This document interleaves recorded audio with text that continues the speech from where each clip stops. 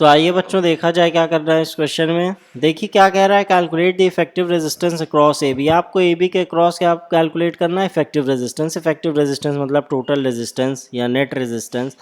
तो ये क्वेश्चन देखिए बोर्ड 2019 में 2 मार्क्स में पूछा गया था। क्वेश्चन बहुत आसान है, कुछ नहीं बस थोड़ा सा कॉन्सेप्ट है। अगर हम लोग को सीरीज या पैरेलल कॉम्बिनेशन का कॉन्सेप्ट अच्छे से पता है तो ये क्वेश्चन कुछ भी नहीं है 2 मार्क्स में। देखिए अब आपको इफेक्टिव रेजिस्टेंस ए बी के क्रॉस पता करना है। तो इफेक्टिव रेजिस्टेंस कैसे पहचानना है, इसके पहले हम लोग थोड़ा सा आइडिया ले लेते हैं। सीरीज कॉम्बिनेशन क्या होता है, पैरेलल कॉम्बिनेशन क्या होता है। देखिए मान लीजिए इस तरह से 2 रेजिस्टर्स कनेक्टेड हैं, इस तरह से ये रेजिस्टर R1 है, ये रेजिस्टर R2 है, ये दोनों इस तरह से कनेक्टेड हैं। तो अगर resistors end to end connected हों, एंड टू एंड कनेक्ट होने का क्या मतलब है कि ये रेजिस्टर R1 का देखिए एंड पॉइंट इसके स्टार्टिंग पॉइंट से कनेक्टेड है। इस तरह एंड टू एंड अगर कनेक्शन हो तो बोला जाता है कॉम्बिनेशन कैसा है, सीरीज कॉम्बिनेशन है।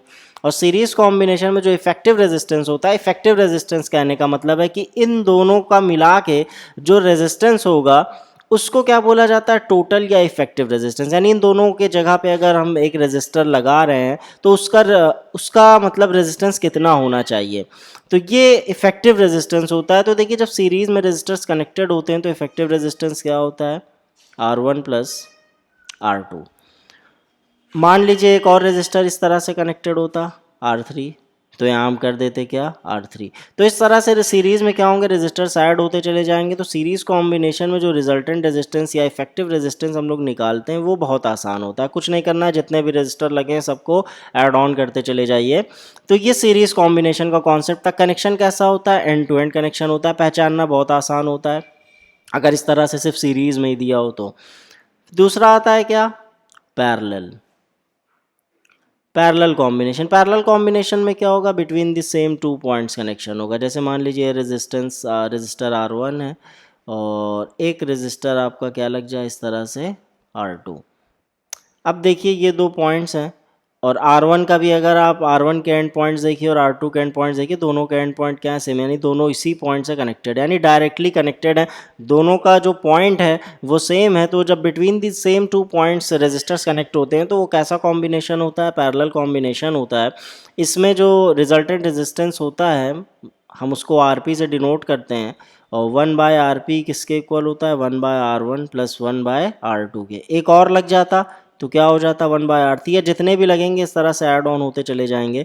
तो रिजल्टेंट रेजिस्टेंस इस केस में क्या होता है, RP होता है। हम लोग सॉल्व करेंगे, एलसीएम लेके RP की वैल्यू निकालेंगे तो हम लोग को टोटल पता चल जाएगा इफेक्टिव रेजिस्टेंस क्या है सर्किट का।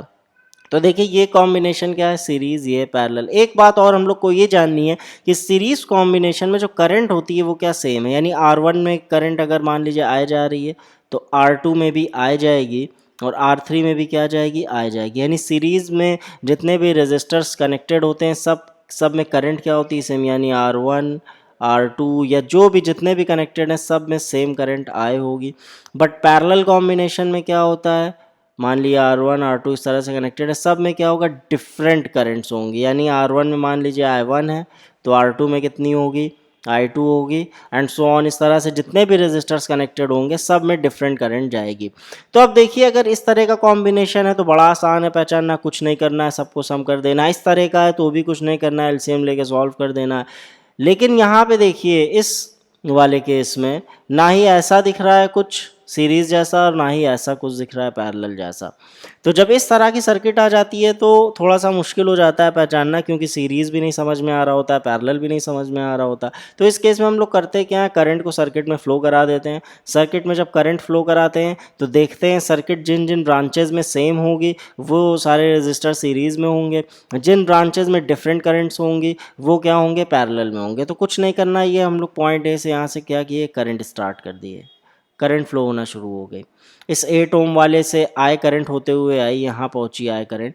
जब यहाँ पहुँची तो करंट क्या होती है, जंक्शन पे डिवाइड होती है। जंक्शन पे जहाँ से मतलब ब्रांच स्टार्ट होती है, देखिए 5 ओम वाली और 3 ओम वाली, तो जंक्शन पे क्या होती है, करंट डिवाइड होती है। जब जंक्शन पे करंट डिवाइड होगी तो इस वाली ब्रांच में मान लीजिए कितनी जा रही है, I1, और इस वाली ब्रांच में कितनी जाएगी, I2। यानी दोनों ब्रांचेस में क्या होंगी, डिफरेंट करंट, क्योंकि डिवाइड हो रही है तो बढ़ जाएगी। कहने का मतलब I डिवाइड हो गई किस में, I1 प्लस I2 में।